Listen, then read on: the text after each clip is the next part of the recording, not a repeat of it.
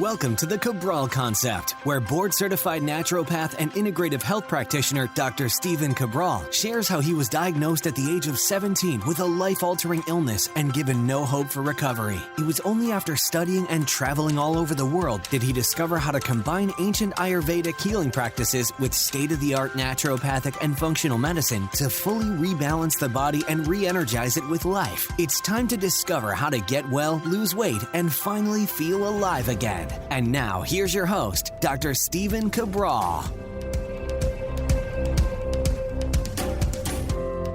Welcome back to our Friday review. It's great to have you. Looking forward to diving into today's end of the week show, where we always recap what's gone on over the past week, what's coming up over the next few weeks, bringing you some type of product review, book review, and 2 or more research studies every single week. This week is absolutely no different. We started out this week, I think, with a good energy, a good focus on our podcast, and that was that happiness can truly be learned. I gave you the different specifics on what we're born with in terms of our happiness factor, our happiness quotient, we'll call it, and how we can actually improve that, or at least give an extra 50% over the course of our learning and self-awareness. That was episode 1669. And then on episode 1670 this week, we went over how to boost brain and mood power with something called BDNF. Don't miss that show. I went deep on the de-stress protocol. I went deep on anything that you believe is good for you. When overdone, I showed you exactly how it can become detrimental. And then, of course, there was a fun little rant in there about the keto diet and carnivore diet that you don't want to miss. All right, that was episode 1670. On episode 1671 this week, we went over exactly what I do, what I personally do, the supplements I use when I get sick or if I get sick. So check that out. I figured that was going to be important that we put that out there before the fall-winter season. And then just yesterday, we went over new virus-based guidelines and updates, what they're recommending children do, what they're recommending that you do on returning to work, and much more. Don't miss that updated show as well. Of course, today we have our Eclectic Fridays, where anything goes, bringing you all sorts of different product reviews, research. Some of my favorites that I believe are truly actionable. I really do. It's like every single thing that comes across my desk, and I read tons of research. Most of it does not. It just doesn't apply. It's probably not interesting. And so you'll never see it, because if I read it to you, you'd probably be like, well, so what? Like, that doesn't really matter. And I would agree. I'd say, like, yes, so what? It doesn't matter. I feel I need to read it because I always want to keep updated with what is going on in the science, what's going on in the industry. But again, most of it almost is meaningless without context. So you'll never hear me bring that to you. I bring you research that you can use in your life or share with someone close to you that could certainly benefit from it. And then, of course, tomorrow, which is Saturday, and Sunday, we always do our Cabral House Calls, where we answer our community's questions each and every weekend. So without further ado, let's dive into today's show. I always start the show with our updates for the week as well, not just a recap of the podcast for the week, but actually what's going on. And I'm very happy to say that the first 4 interviews with experts are in the books now for the fall edition of the Cabral Concept. That means that most Thursdays are going to be replaced by Training Thursdays, and those Training Thursdays, I should say, are going to be replaced by the Conversations with Cabral. That is the name that our Facebook group voted on for that day of the week. So thank you to everyone who voted. Again, we drop in polls at cabralsupportgroup.com for your direct feedback. And it allows me to try to produce more of what you're looking for. So anytime you see a poll in there, I love that people vote. People voted on the new artwork for the podcast coming out this fall, late fall. People voted on the name for the interviews, which was between Conversations with Dr. Cabral, Dr. Cabral's Conversations, Conversations with Cabral, and there was other things as well. But anyway, that was the one that was the most popular, so that is what we're going with. And again, I'm excited to bring you experts across all areas. We have case studies, we have breathing-based experts, we have HRV experts, we have performance experts, we have chefs coming on. I mean, all sorts of great stuff. It's going to be, I think, pretty interesting. And yes, we did ask on the Cabral support group again for who you would like to see on. So you can check out that post. So love it. And again, I'm really connecting with people that I want to learn from as well, that I feel are experts in their space, or they provide a unique perspective that I may not be able to bring to the show. So after 5 years now, right? I started the podcast in 2016. If I started in 2006, I would have been probably the first person. But 2016, 17, 18, 19, 20, yes. So this January, or this end of December, will mark 5 years for the Cabral concept. Again, it literally feels like I just started this yesterday. And I know for many of you, you might be like, that's insane. But it's, for me, I love doing it. And it doesn't feel like work at all. It's something that I love to do and I love to be able to share. But, now that I've been 5 years in, and we'll say about 1,700 shows, well, I want to be able to bring other voices on. And yes, it's going to be more work for myself and my team. Yes, there's a lot more scheduling. There's a lot more research on my end for what the people are speaking about, so I can bring on the best people for you. But I believe it's worth it. And it's really something that our community has asked for. And so I'm excited to be able to do that. All right. That's coming up this late September. Check it out. Be sure to tune in. All right. Next up is the detox. Every single quarter, I do a detox. So I've been doing my detoxes since about 2010. That's when I started. When I look at the one thing that I've done consistently over time that has gotten me healthier today than I was even 10 years ago, it has been functional medicine detoxes. Now, before I ever started and before I ever formulated the Equilibrium Nutrition brand, I actually was pulling together about 12 different supplements. And by doing that, and at first I just started doing it like twice a year, and then I started doing quarterly because, again, seasonally is what works best. Ayurveda has spoken about that, all sorts of different Eastern-based forms of medicine. Well, when I started doing that consistently 4 times a year, sometimes even more, that is when truly I began to take my own health to the next level. So although I can't quote specifics because it's against FDA guidelines, I can tell you this: I'm healthier today. I have more energy today. I feel better today, better hormones, better levels of inflammation, all of that, I believe, because of me sticking with my consistent quarterly detoxes every 12 weeks. Well, this is your opportunity to join our community like we do every January, early April, early July, and then September, right after Labor Day, to complete our community functional medicine detox. If you've never done one before, or if it's been a while, I can't recommend enough the 21-day detox. If you need a little bit less help but still want to do a little bit more, try the 14-day. And if you've been doing them for a while now and you simply want the maintenance to get all of those great results and keep them coming so you don't have to wait until something goes wrong, then you'll complete the 7-day detox along with many of our members. We will be posting every single day during the detox at cabralsupportgroup.com. A lot of fun being able to post every day. People posting how they're doing on their fasting days, how they're doing when they break their fast. It's really a lot of fun. And you'll get to see people all over the world completing their detox as well. Because if you're in Australia, you're moving from, what are you moving from? Winter to spring. And we're moving here from summer to fall. So again, it's seasonal wherever you are in the world. I do hope that you participate with us.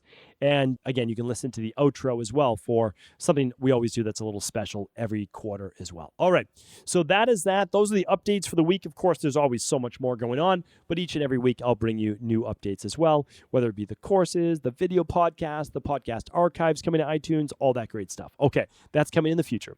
So first product review of the week is a product that I use a couple times a year, and that is called Shilajit. Shilajit is an Ayurvedic herb. One of the reasons why it's unique to Ayurveda, even though it's now been found in other parts of the world, it was really first discovered in the Himalayas. So the Himalayas are essentially a mountain region. Now they spread outside of India as well, but what happens is that you get literally over millions of years, you get all of these mountain ranges pressing against each other. There's pressure within the earth. You get water running down. You get all of these organic deposits. And what happens is we start to get the accumulation of this resin or this tar-like substance inside of the earth or the crust. And what it is called, well, we call it Shilajit. But what it is actually a conglomeration of trace minerals, organic acids. You might have heard of fulvic minerals before, or fulvic acid. You might have heard of humic acids before. These are used in forms of natural detoxification as well. Now, is it a liver detox? No. But can it help on a daily basis at a lower level, meaning not at a high potency level? The answer is yes. So this is a product that I've been using since probably about 2010 as well, off and on.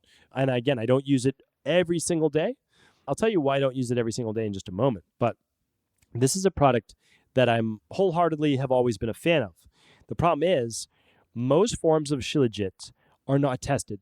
That means they have unchecked levels of heavy metals. Now, I have to share this with you because there are podcasters out there, gurus, etc., that are always saying, well, this has lead in it, this has cadmium in it, this has some of the other heavy metals such as arsenic, aluminum, etc. You have to understand, if you have a food-based nutritional supplement, there is going to be some level at a microscopic level of cadmium, lead, arsenic, etc. And the reason is that it comes from the earth. This is what a lot of health experts forget. It comes from the earth. And those cadmium, lead, arsenic, aluminum are inside of the soil. So when you look at an apple, it's going to contain small levels of lead. Spinach, other natural foods that we eat all the time have small levels of these heavy metals. You have to understand that this is how nature works. We get small levels of these, and Shilajit is no different. What you don't want are high levels of those factors. So that is why when I look for a good company like Shilajit, I can see on their certificate of analysis, I've spoken with the company, I know that there's some level of cadmium, lead, etc. It's like chocolate. Chocolate is going to have lead in it. It's going to have some level of it. The only way that something wouldn't is that it's processed so much or it's synthetic that there wouldn't be lead in it, right? Like that, if it comes from the earth, things are going to have higher levels of it. That's why, again, don't let people who know just surface level information about nutrition and health and supplements ever deter you from what is the right thing to do. You have to understand is like people get a little bit of information, then all of a sudden that they're an expert on the topic when they're not an expert on the topic. It took me many years to realize this and learn this. And the only reason that I know this at all is that I've been formulating nutritional supplements for over half a decade with other companies, helping with formulations and then eventually my own. And so that's why I get to see all of these things from all sorts of different companies. We test all of our custom manufactured products as they move through every single time. We test them actually oftentimes twice, when the ingredients come in and after the fact, for purity and also dosage of the product. So again, I just want to share that with you. So that means though, when I look at a company, I want to make sure that it's good, that it's not going to be completely free of these things. That's impossible, but that it's a great quality Shilajit. So the one that I'm actually recommending, the one that I use myself is Pure. So the one that I like to use, Pure Himalayan Shilajit. And the reason why people may use this specifically would be for its lower level detox-based benefits, increases in energy or stamina, boosted immune system, cognitive ability, improvements many people feel in hangovers, overall improvement in fertility, and some people even use it in conjunction with chemotherapy. Now, again, I'm not saying that any of these things I can tell you are the end-all, be-all, and I would say Shilajit is one compound that can be highly beneficial for many people out there. Now, the reason why I'm bringing you this particular company today is that they came out what are called Shilajit Tabs, because usually it comes in a resin or sometimes a powder. And when you mix it with water, not always people's favorite taste. It basically tastes burnt. That's what it tastes like. It tastes like burnt earth. That's the best description. And although you can kind of get used to it over time, the great thing is this company came out with tablets that is just the pure Shilajit that you can just pop in your mouth, try not to let it touch your tongue, swallow it right down. Super easy. And that's why I'm definitely giving you my go ahead on this company. And I will link them up today at stevencabral.com/1673. So all of the links today will be at stephencabral.com/1673. All right, you can check out that product. Head on over there. Now, my book review of the week is by Dan Harris. The book is called 10% Happier. So 10% Happier, and I briefly mentioned it on Monday's podcast, I believe. But 10% Happier is simply a slogan at saying that over time, you can continue to improve your mood and your happiness quotient or your happiness factor. And he recommends doing this by simple meditation.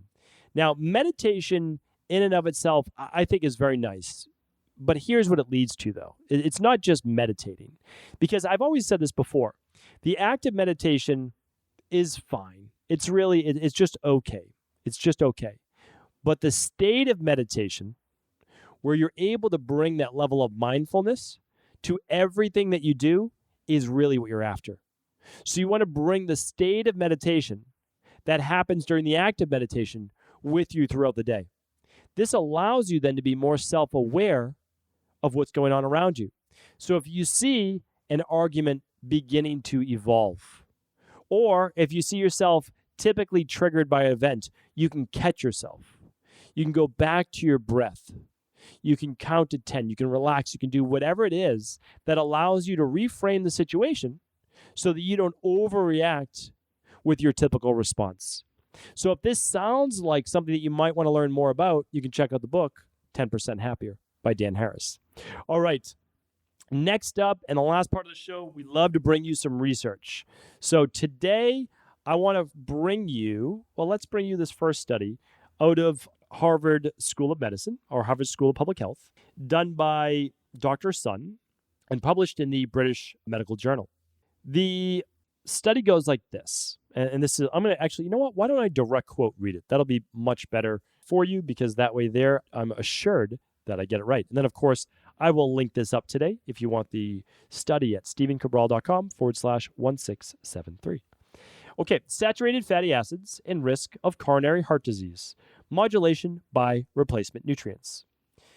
The abstract is this: despite the well-established observation that substitution of saturated fats for carbohydrates or unsaturated fats increases low-density lipoprotein, which is the LDL cholesterol, in human and animal models, the relationships of saturated fat to risk for atherosclerotic cardiovascular disease in humans remains controversial. A critical question is what macronutrient should be used to replace saturated fat.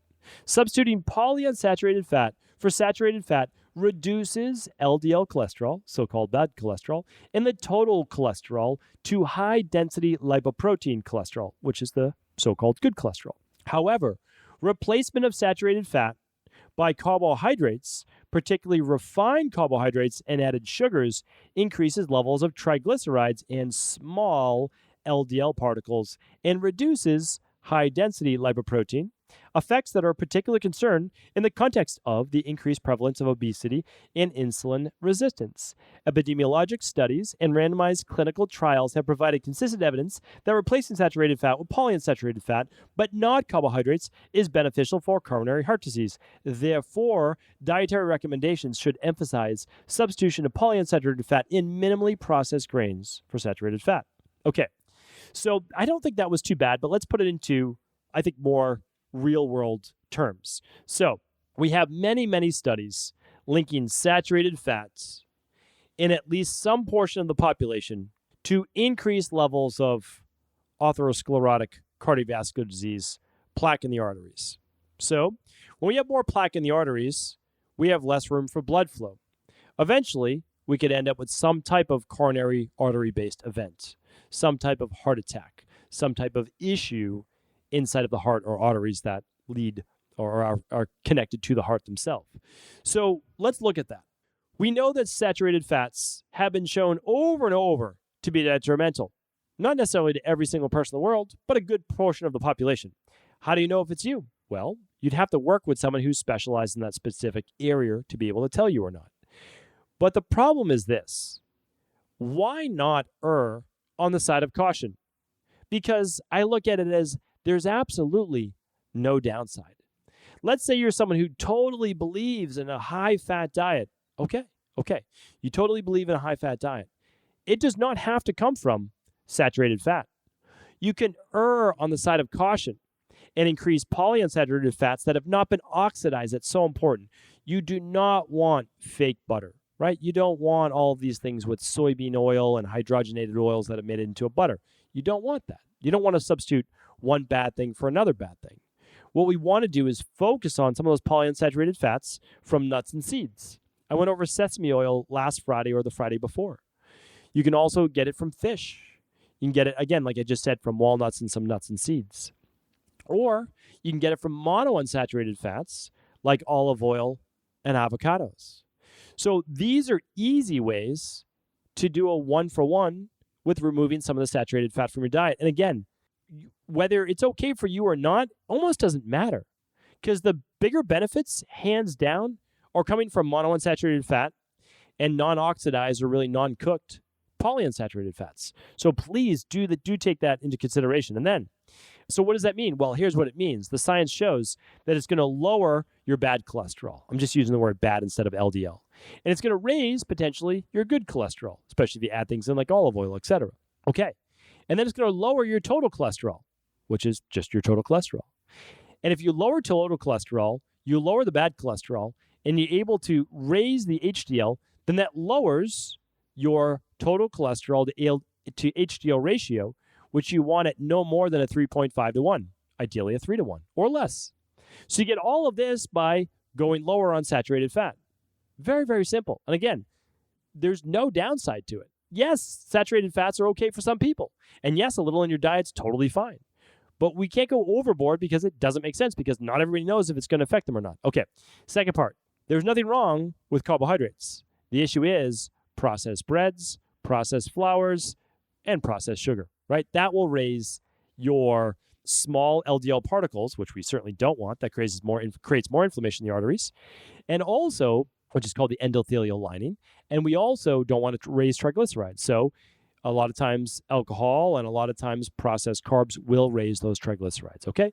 And ideally, I'm looking at somewhere around a 50 to 75 on someone's blood work for their LDLs. For their triglycerides.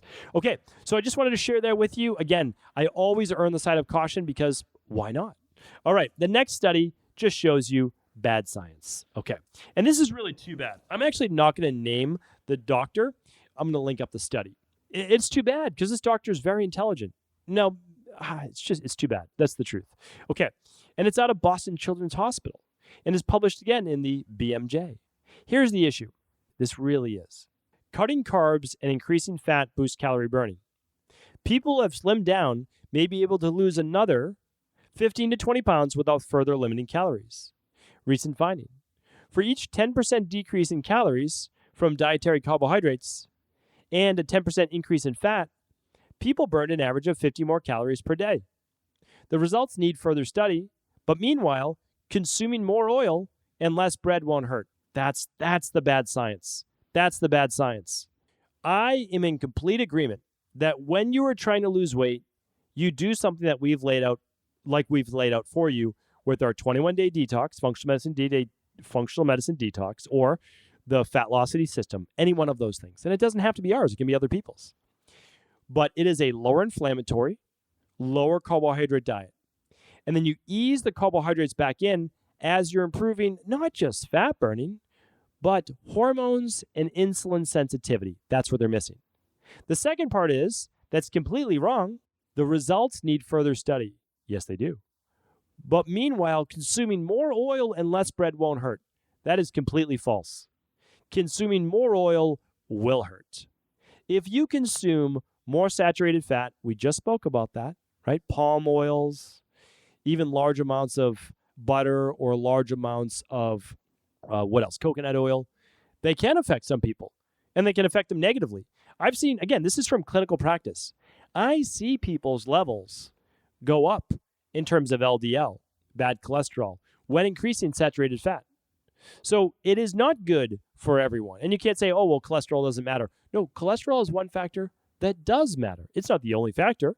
We don't use it as the only thing, but it does matter. And also, if you're saying consuming more oil and less bread won't hurt, you're also incorrect When it's a polyunsaturated fat, like a soybean oil, a canola oil, especially since they're GMO for the most part, 90+%, all of those things create oxidation in the cell membranes. All of those things can cause issues also with metabolic syndrome in the long run. So short-term results does not equal long-term health. This doctor knows that. I don't know if they were misquoted. That's why I'm not naming their name, because they're very intelligent. They're very smart. Maybe I'll have them on the podcast just to talk about this, because I know they know that that's not the truth. So do I recommend less bread? Of course I do. Less processed carbohydrates for sure, but not by increasing then the oil in your diet. Not good advice. So just wanted to share that with you. Again, I always come at it from a clinical perspective, an unbiased perspective. I don't own the Mediterranean diet. I don't own lower carb diets. I don't own intermittent fasting, right? I'm coming at it from an unbiased perspective, trying to help people live their healthiest, best life. That's what it's all about. If this podcast was helpful, please do feel free to share it with anyone else you believe it could serve. Take care, everyone. Have an amazing upcoming weekend, and I'll talk with you tomorrow on our Cabral House Calls. Before you go, I wanted to share a personal story with you. The real reason I began to get well finally is because I figured out what was wrong with me. And that might seem pretty obvious, but I went from doctor to doctor for over 2 years before discovering at-home functional medicine lab testing. These are the labs that enabled me to finally figure out what was wrong with my hormones, blood sugar, electrolytes, and gut health. And once I knew what was wrong, I could then follow a proven plan in order to rebalance my body from the inside out. This is why I believe so strongly in functional medicine lab testing and why I've made it my mission to share these labs with the world. Now at equa.life, you can order an at-home lab test or lab bundle for you and your family and be able to complete it within the week. Plus, the EquaLife difference is that you're not left to try to read and figure out these labs on your own. We explain what your lab numbers mean, what they mean in the much bigger picture, and then how to go about rebalancing your body in order to heal. To see our full selection of lab tests, or to set up a free lab selection call to find out what labs may be best for you, simply head on over to equa.life/labs. And do remember, we ship these all over the world. To find out more and to set up your free lab selection call, simply head on over to equa.life/labs. That's EQUI.LIFE/labs.